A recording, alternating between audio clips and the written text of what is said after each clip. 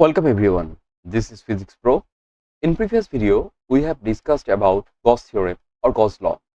In this video, we will learn how to apply Gauss Theorem to determine electric fields for a symmetric charge distribution. Here is an index about today's lecture. At first, we will recap Gauss Theorem. Then we will learn how to choose Gaussian surface, and then there are three simple applications.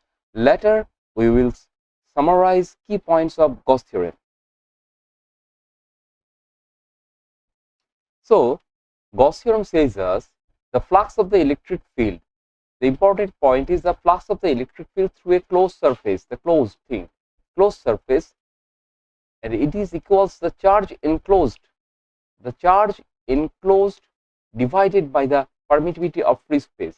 We have learned that if it is a closed surface, I am writing again that it is a closed surface and a charge is inside the closed surface. Okay.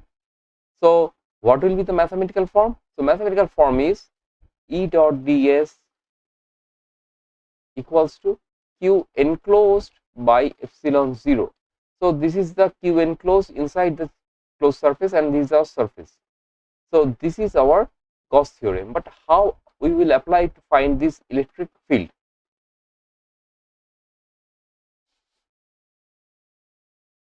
Now, we will learn how to choose a Gaussian surface. So, Gaussian surface, when we choose Gaussian surface, we have to remind that we have to close the surface. We have to close the surface, and we have to find the symmetry of the body. We have to find the symmetry of the body.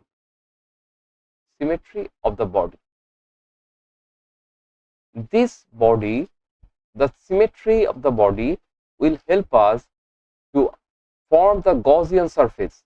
This is a very important thing, that you have to find the symmetry of the body. Say there is a point charge. So, this is like a spherical one. So, we will do some sphere here. Okay. If we have this type of figure, let this is a cone. So, what we will do? We will complete the surface by choosing another cone, and the surface is closed now. And this is how we will choose our Gaussian surface. And there is something that we must know. So, there is a spherical surface, there is a point charge, and we have to find some Gaussian surface. So, let the Gaussian surface is like that. You can find a point P here. So, you can find the electric field at a distance r. If you have to do some mathematics, then before you do mathematics, you must know how to draw the Gaussian surface. So, if you have to find the electric field at point P, then you have to draw a symmetric charge distribution, symmetric Gaussian surface around this charge. This is a charge, and this is our Gaussian surface. Remember, Gaussian surface is an imaginary thing. Gaussian surface, it is an imaginary surface which encloses the entire charge. Okay, which enclose the entire charge. This could be sometimes there is a problem that if this is a charge and you have to find inside the charge, then this is your Gaussian surface. Inside the charge, then you have to find the Gaussian surface inside. Okay. So, there is another example, the cylindrical surface. Say this is a line or this is a simple wire. So, what will be the Gaussian surface? According to the symmetry, this will be a cylinder. Okay. So, you can find a cylinder, and this is our R from the point. I have to change the color. Okay. This one. So, I have to change the colors to understand that this is our radius. Okay. This is our radius of cylindrical surface. So, this surface, this distance will help us to understand that there is a distance and we have to enclose the entire charge, draw it inside. this surface, this Gaussian surface will be inside, and there is another thing, the planar surface, the plane. So what we'll do, there is something different, and you can draw a pillbox like thing. This is a pillbox. This is called a pillbox. Okay, this is called a pillbox. Sometimes you can draw it like a box only, the box only. This is no matter what you draw it, but you have to enclose the charge inside this thing, like this thing.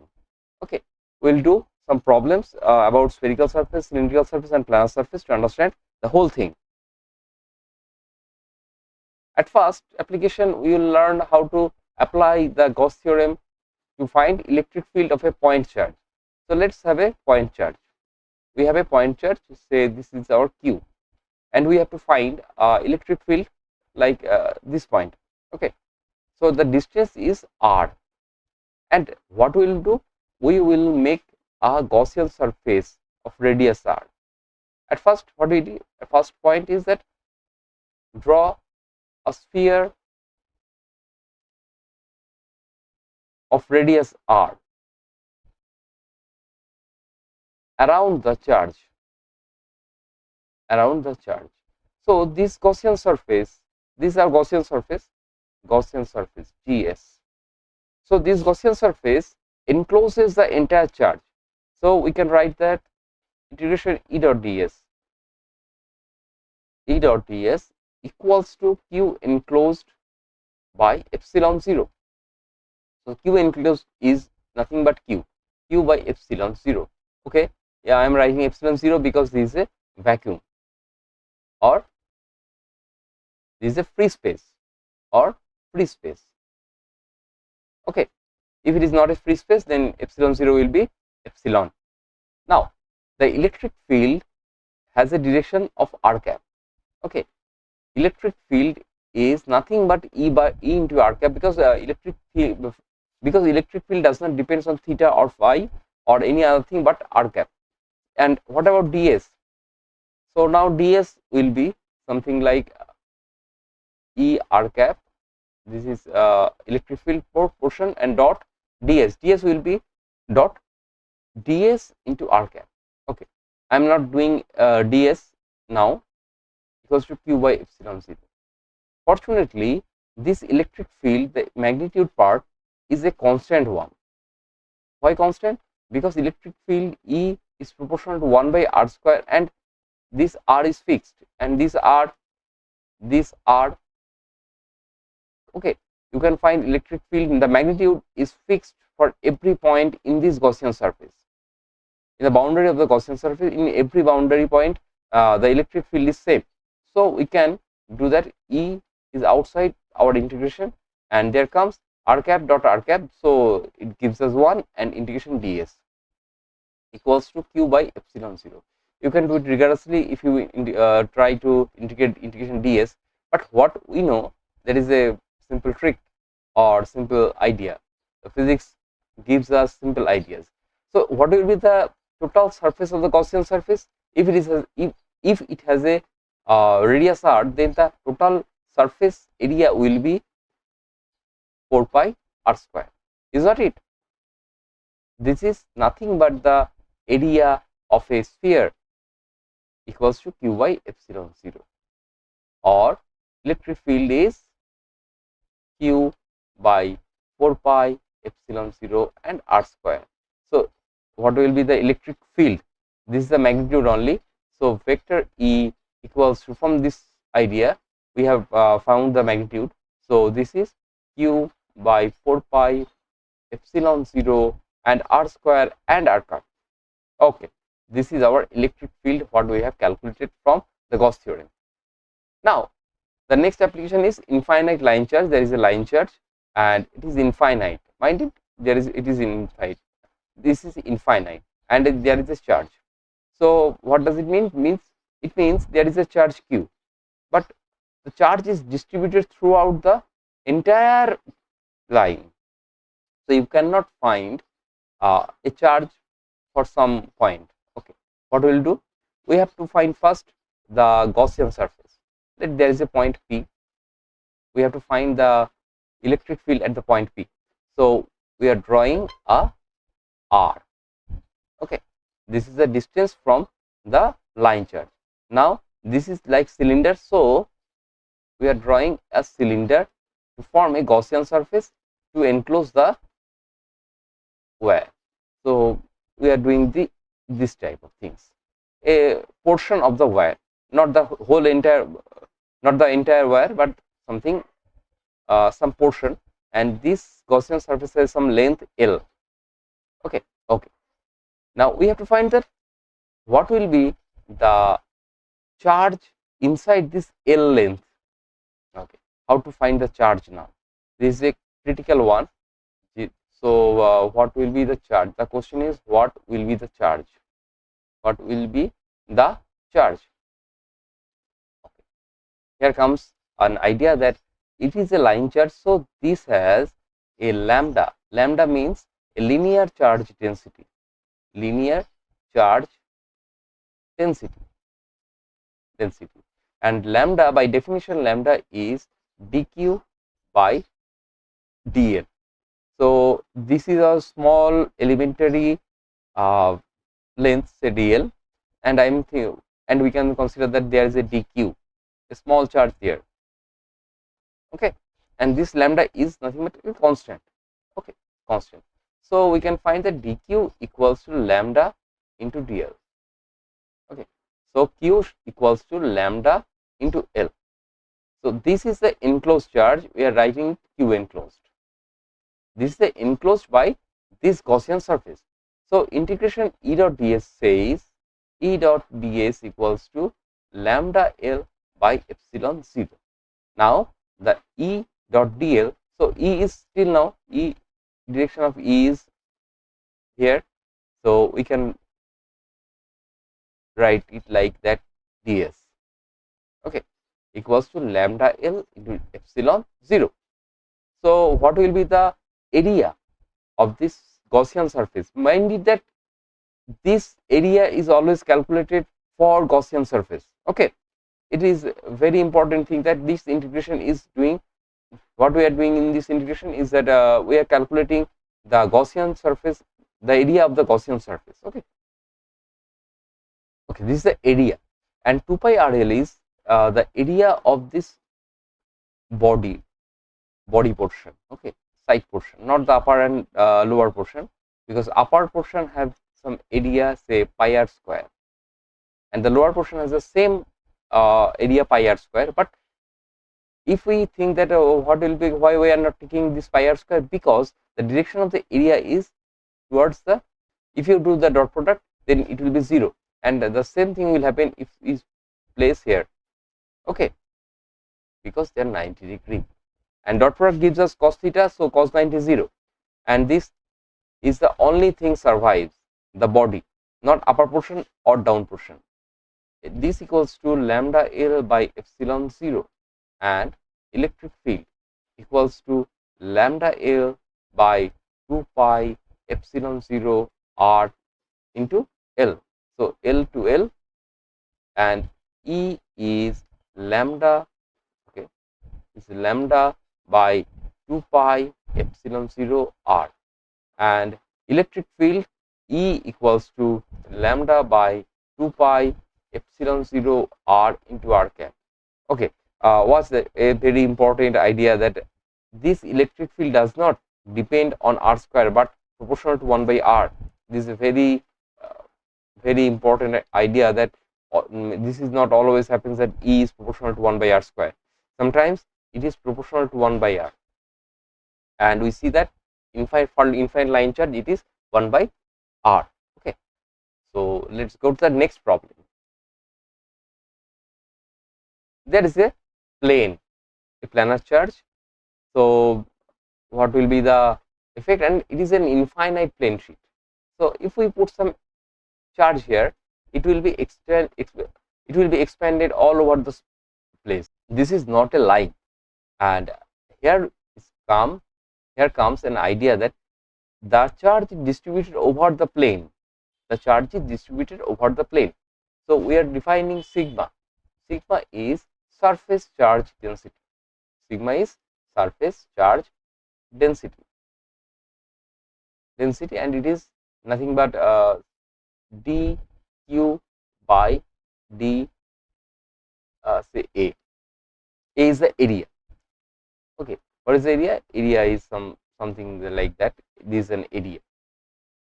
Okay, so q equals to sigma into dA is a. If you do integration, there will be sigma into a. Okay, now we have to draw a Gaussian surface. This is our Gaussian surface. Gaussian surface. Okay, so there is some catch. Obviously, there is some catch. This plane sheet has a two direction. One is upper and one is down, and there is no body section. Okay, there is no body. There is two direction n cap, and there is another n cap. So integration E dot ds equals to q enclosed. This is q enclosed equals to sigma a by epsilon 0. Now integration E dot ds. So E must be on the direction of n cap. There is no body section, so we are not taking that one. This is something different than the linear charge distribution, or we can write it as integration E ds and sigma into a by epsilon 0. Okay, so electric field is equals to sigma a by epsilon 0, because this integration gives us area. Okay, it is clear. Okay, but we are not done yet. What? We are not done yet? No, because we have done what? We have taken one end only. We have taken one end only, but we have taken both ends. There are two area sections. There is an n cap, it works, and this also works. Okay, this is the not right thing. This is the normal thing. So we have two things. There is a section that upper, and there is another section which is in down. So the total electric flux will be E equals to sigma a by 2 epsilon 0. It will be divided. Okay, this is the total electric flux. This is our total electric flux. So what will be the electric field? Electric field for this upper region is sigma a by 2 epsilon 0, and you can see that, sorry, there will be no sigma. It is my wrong thing that there will be no sigma. Okay, why there will be no sigma? Because there is an area and there is an area. There will be sigma, there will be no area. So we can see that this electric field is a constant one. It depends only sigma and this epsilon 0.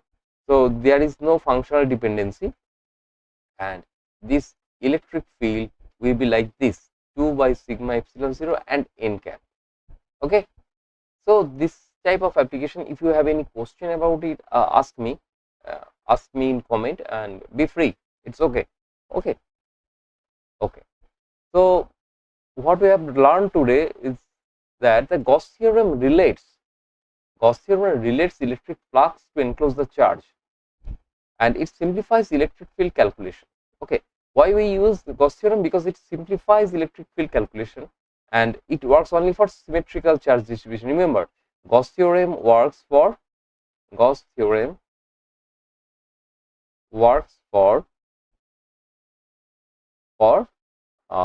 symmetrical bodies. So you can ask me, okay, symmetrical bodies. So you can ask me that if it is true for non-symmetrical body, Gauss theorem is true or not? Okay, Gauss theorem is always true. Gauss theorem is always true. It is the problem that we cannot calculate electric field. That's a different thing. But it is true for every body. Okay, if it is symmetric or not.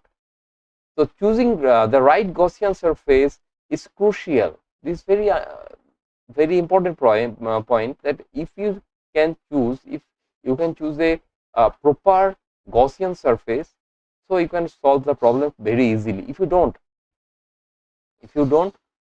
I'm sorry, you have to use the Coulomb's law. Okay, And Gauss theorem also explains Coulomb's law and fields due to line and plane charges effectively. If you apply if you apply Coulomb's law directly for line and plane charges, it will be a very lengthy process. So we don't try this. For any symmetric body, we will use Gauss theorem. So that's all for today's discussion, and thank you for watching.